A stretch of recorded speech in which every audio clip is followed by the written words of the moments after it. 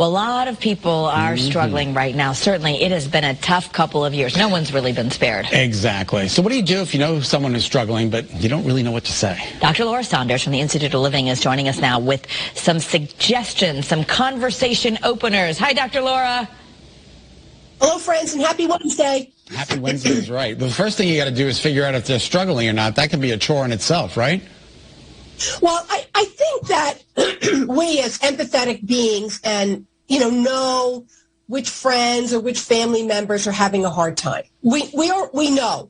And I think even when people try to mask it or hide it, sometimes you just need an entry point to really let them know. It's not like, hey, I know you're struggling. What can I do for you? It's we all need help, right? It's not a judgment. It's coming from a place of non-judgment, but we all need help. But you need some kind of starters to say, listen, I'm dropping off some snacks and a prepared meal at 6 o'clock. I'll leave them at the front door. Just letting you know.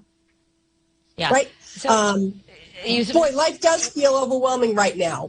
For what it's worth, I think you're doing the best you can, right? So make some statements that come off with an assumption, but it's an opener as well. I like the laundry party idea. Kara's trying to get anybody to do her laundry. I'm going to tell people I'm really struggling so I can have a laundry party. Now, I'll bring a snack and we can do laundry and catch up. But, these simple things that we sometimes think, we have to go to dinner, we have to do something fun. But just offering like that, it allows, it could be fun, but you're going to get to make someone feel better while you're there.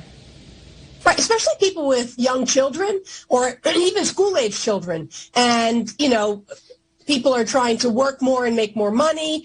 And so there's lots going on. So saying, can I come by and spend some time with your kids so you can maybe take a break or take a shower or something, right? So doing something that's helpful, not necessarily taking someone out or spending money. These are all sort of very, no cost or low cost things. Is Wednesday a good day to drop dinner off for you? And they can say yes or no. For that person that you really know, I'm going to, and all I want you to do is say yes or no if that's something I can help you with. Yes, can I drop off food? Do you need me to run an errand for you or go to the grocery store for you, right? So list off some things for that person where they can say yes or no, because while we say this all the time in mental health, asking for help is the greatest sign of strength for someone. Mm-hmm. For many people, it's so hard to do that. What if you suggest these things and you get kind of shut down, like the person doesn't respond to your opening act? So, I recommend persistence. And persistence doesn't mean you keep asking them in that same conversation over and over and over again. It's you check back a few days later. Just checking in. I made an extra lasagna. I thought I'm going to drop it off at your house, right? So it's being persistent. It's letting that friend know or that family member know, listen, we all have hard times. We all struggle. Right now, I can do something nice for you.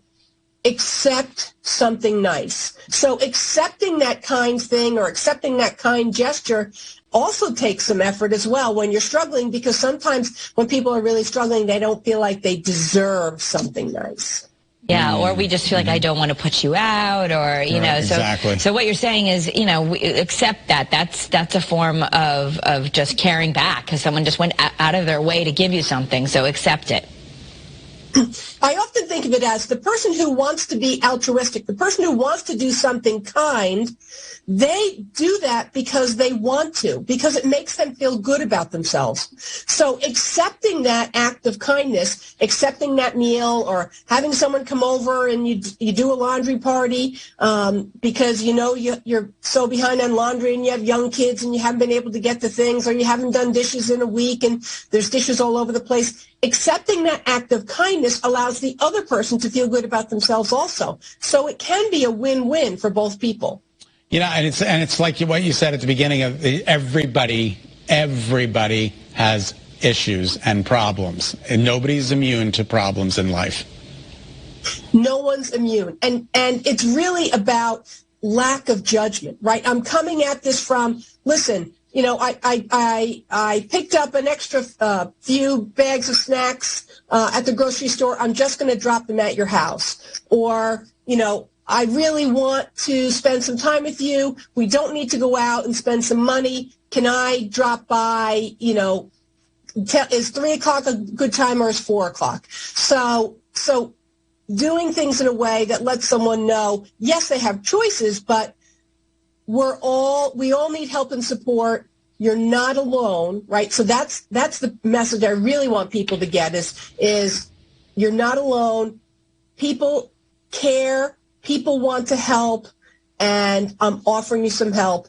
All you need to do is accept it. Well, you know, it's funny you should mention, because I did cook an extra lasagna last night. Do you want me to drop it off at 2 or 3, Doc? Well, if you drop it off at 3, we can watch Great Day together. Thank you. Have a great Wednesday. Don't make promises you can't keep. I can't keep that promise. Sorry. All right, we're going to talk more about this and how to help folks come